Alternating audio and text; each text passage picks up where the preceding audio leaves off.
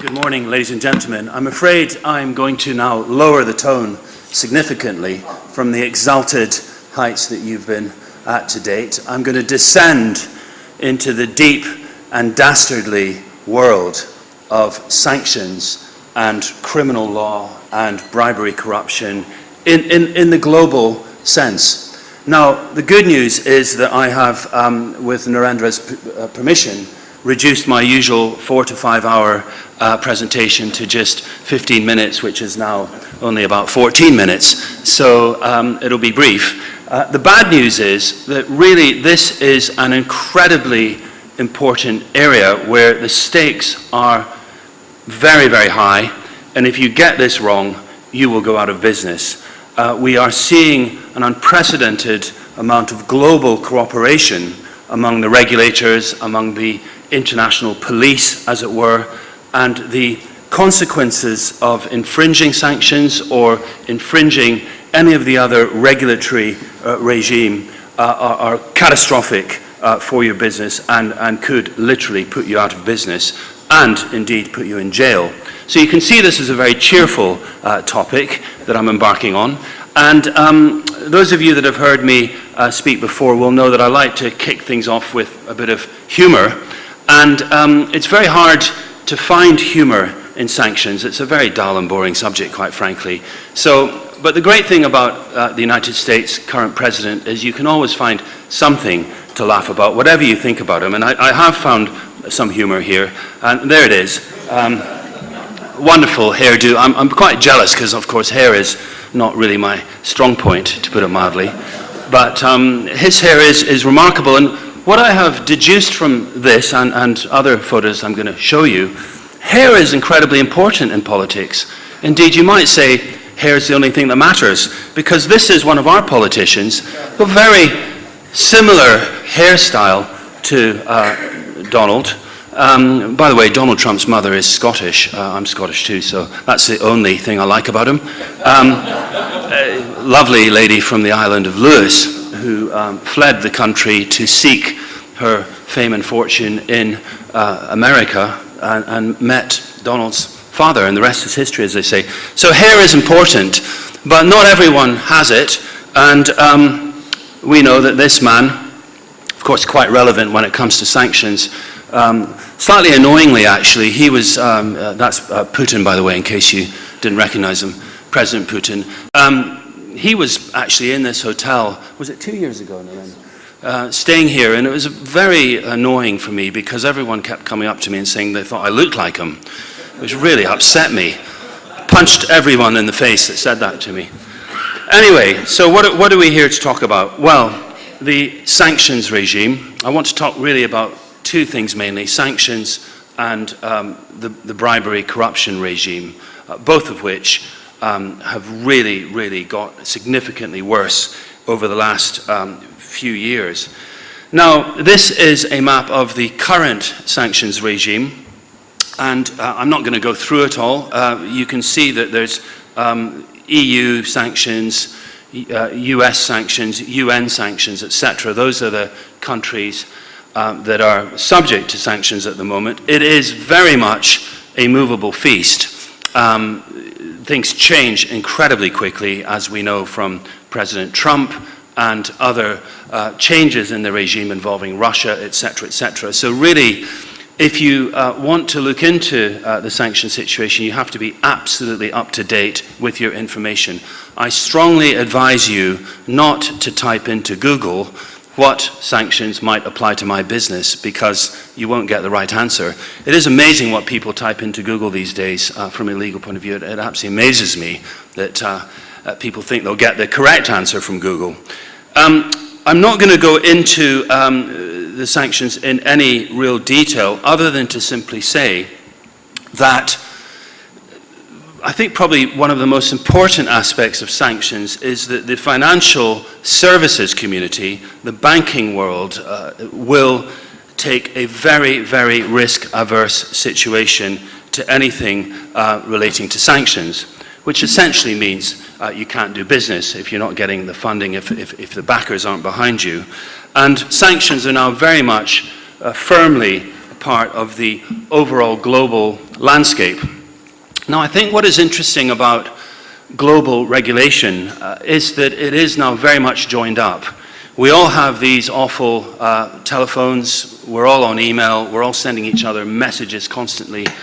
Every single message, every single electronic thing that you do is recoverable, discoverable, and can be used in subsequent enforcement proceedings. And it is quite unbelievable what people will write in emails, in tweets, in texts, and make no mistake, all of it, if you ever are the subject of an investigation, it will all be discovered by the regulator and used in court. So this is really something that is incredibly important to bear in mind, because the global regulators all speak to each other, they're all connected to each other, they're sharing information, and of course they do joint investigations, as we will see in a moment. There's obviously lots of different types of sanctions. As I say, I'm not going to go into these, but there's essentially two categories. There's list-based regimes and activity-based regimes, but really what you need to do if you think you might be affected by sanctions is look at it very, very carefully with your counsel, with either your in-house counsel or your external counsel, and make sure you've got absolutely up-to-date information in relation to that. Now, of course, President Trump, as we've mentioned before, this is a tweet. It is wonderful, isn't it, the way he tweets? Always at 2 o'clock in the morning. This one's at 2:31 a.m. Of course, he doesn't drink, so you can't blame alcohol for some of the things he comes out with. He does eat hamburgers, we understand. And he tweets, this is his tweet about Iran.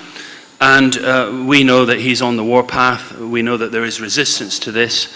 And it will be very interesting to see how it plays out with other countries and the EU generally. But certainly President Trump has made his position very, very clear as far as Iran is concerned. Now, in the remaining 7 minutes, I want to touch on a couple of other subjects, namely bribery and corruption. Now, this is a lady who you will probably not recognize. She is the new chief of the Serious Fraud Office in the UK. Now, the reason I've put her photograph up is to demonstrate the globalization of this area of law, because Lisa Ozovsky is actually an American citizen, an American lawyer. She used to work for the FBI as counsel. She used to work for the Department of Justice in the US. And her appointment is very significant because it demonstrates a change in the way this area is going to be enforced, because she is focusing very much on global cooperation. She's focusing very much on adopting the US model of enforcement, and it really does represent a significant change and demonstrates how global this area is becoming in terms of enforcement. Now, that is a map of the world which is published by an organization called Transparency International. Yes, the Transparency International Corruptions Index, its perceptions of corruption, I hasten to say. Now, what can you learn from this map? Well, what I take from it is the only safe place to do business is Antarctica, because you'll notice that it's the only place in the world, apparently, where there's no bribery and corruption. So if you want a bribery and corrupt free place, go up with the penguins and you'll have a fantastic time up there. But I stress that it is the perception of corruption, but the bottom line is that the oil and gas industry, the energy sector, is operating in some of the most difficult areas in the world as regards compliance, as you can see from the map.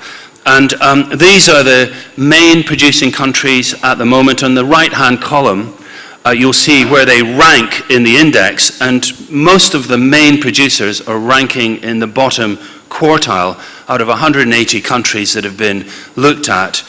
The main oil and gas producing regions are obviously in the bottom quarter.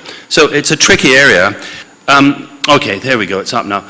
The other issue that the industry has is that it has very complicated contracting structures involving joint ventures, joint operating agreements, partnerships, etc. And if you get in a situation where you are the company at the top of that chart, the yellow company at the top, and you are somehow linked through this chain, and this is a relatively straightforward chain, there can be much more complicated ones, you're somehow linked to the company in the red who is committing the bribery, and this is actually a case that I'm doing at the moment involving Nigeria, where my client is the yellow client at the top, the bribery is going on in the bottom left corner, and the question is the yellow company responsible for the actions of the red company, even though there's several layers between them? And does the UK Bribery Act have extraterritorial application to Nigeria? Well, the answer to that is yes, but the question of where the liability lies is another issue. Because, of course, all of these laws, the Foreign Corrupt Practices Act in the US, the Bribery Act in the UK, the sanctions laws, they all have extraterritorial application. So it doesn't really matter where the incident occurs.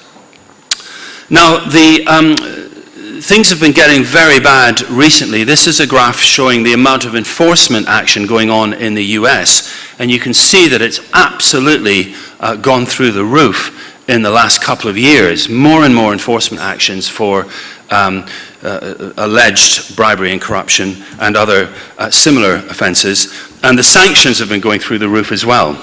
So these are the penalties. And you'll see that really up until about 2005, the penalties were relatively not very high at all. And then suddenly we get penalties of hundreds of millions of dollars in relation to this type of activity.